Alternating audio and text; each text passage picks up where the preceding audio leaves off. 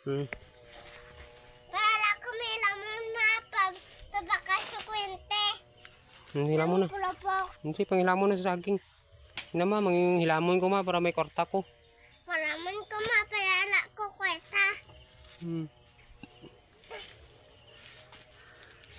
Kasi makapoy ko ba? Ha?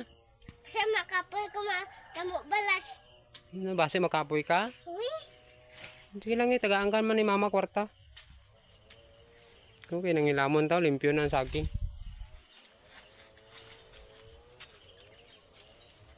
Kumadun eh. Kumadun.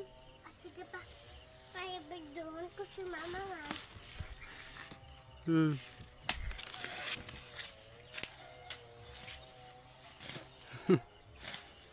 Ngano mano ka, maubra ka para may kwarta ka? Nanti paway na kikapoy ka naman. Ba? Oh, paway na.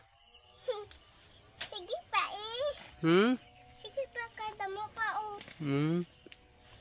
Yawan tas ni ka hilamon no? Oo. Damo no, lapad pagid. Lapad pagid saging ta. Gani.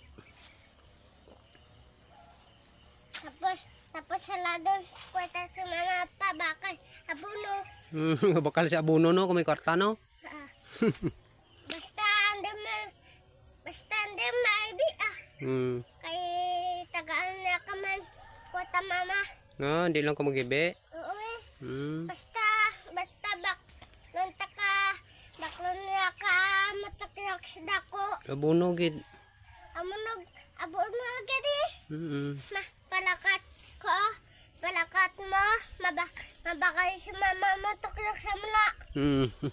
Ma-harvest sige lang kay ma-harvest ng saging, baklan ta kasang mutukroks. Baklan ta pagid, tuklok tanan-tanan. Ako pagid, ikaw pagid, ako ning gamay.